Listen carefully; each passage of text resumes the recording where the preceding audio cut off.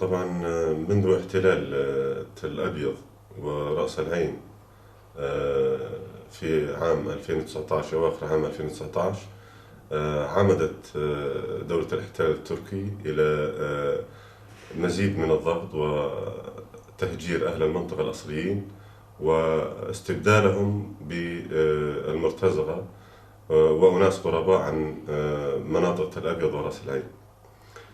طبعا وعمدت دولة الاحتلال التركي على سياسة التنكيل بأهالي المنطقة وترك المرتزقة يعيثون فسادا في منطقة تل أبيض خصوصا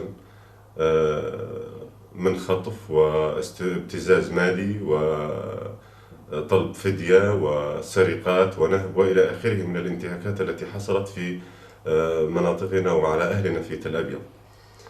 طبعا في الآونة الأخيرة تم خطف من قرية العلي باجلية أحد وجهاء العلي باجلية والبوعساف هاي الخلق الحسان، وما زال مختطفا، واختطاف المواطن خضر أيضا وطلب فدية عليه وهي 4000 دولار.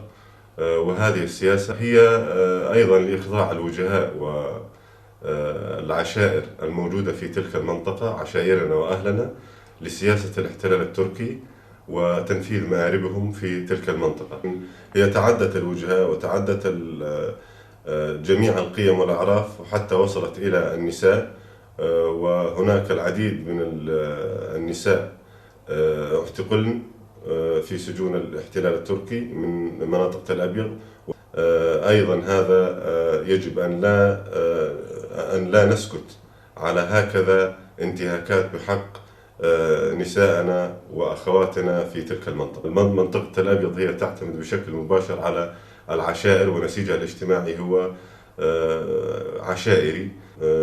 باسم مجلس مقاطعة تل أبيض ندعو أهلنا أن لا يخضعوا إلى هذه السياسة التركية، سياسة الاحتلال، وهم أن يتكاتفوا وأن يلتف الشعب حول بعضه وأن ينتفضوا في وجه هذا الاحتلال الغاشم.